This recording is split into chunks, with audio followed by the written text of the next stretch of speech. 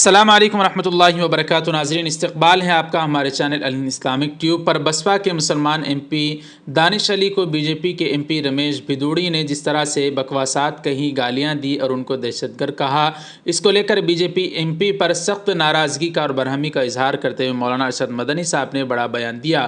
جنان parliament میں ایک مسلم رکن پارلیمان کے ساتھ توہین آمیز سلوک اور دہشت گرد کہے جانے پر جمعیت علماء ہند کے صدر مولانا ارشد مدنی نے سخت مذمت کرتے ہوئے کہا کہ یہ ملک کے جمہوری تاریخ میں ایک شرمسار کر دینے والا پہلا واقعہ ہے۔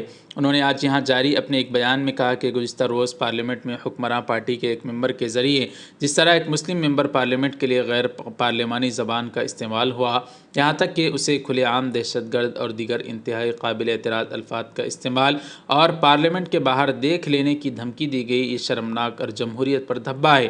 انہوں نے کہا کہ پہلے بھی بہت سے ایشوز پر پارلیمنٹ میں انتہائی گرما گرم اور تلخ بحثیں ہوتی رہیں، لیکن کسی منتخب نمائندے کے خلاف کسی دوسرے ممبر نے ایسے ناپاک اور غیر جمہوری الفاظ کا استعمال کبھی نہیں کیا۔ مولانا مدنی نے کہا کہ جو کچھ ہوا اسے دیکھ کر کہا جا سکتا ہے کہ مسلمانوں کے خلاف یہ نفرت کی انتہا ہے جو اب جمہوریت کے ایوان تک جا پہنچی ہے۔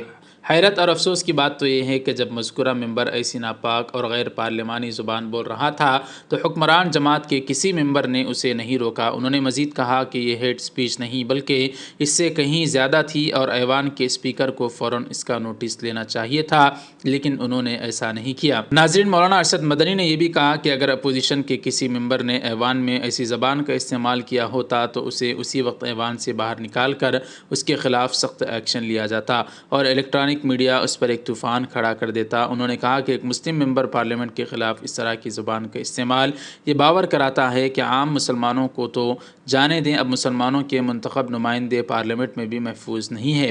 مولانا مدنی نے کہا کہ اگر آج کے نئے ہندوستان کی ہی تصویر ہے تو یہ بہت ہی خطرناک اور مایوس کن ہے۔ سپریم کورٹ نے نفرت انگیز تقریر کے خلاف از خود نوٹس لے کر کارروائی کرنے کے احکامات جاری کیے ہیں اور اس کی بنیاد پر بعض معاملوں میں کارروائی بھی ہوئی ہے، لیکن چونکہ یہ معاملہ پارلیمنٹ کا اس لیے کارروائی کا مکمل اختیار اسپیکر کے پاس ہے۔ انہوں نے آخر میں کہا کہ اسپیکر کی یہ آئینی اور اخلاقی ذمہ داری ہے کہ وہ مذکورہ ممبر کے خلاف قانوناً کارروائی کا حکم دے۔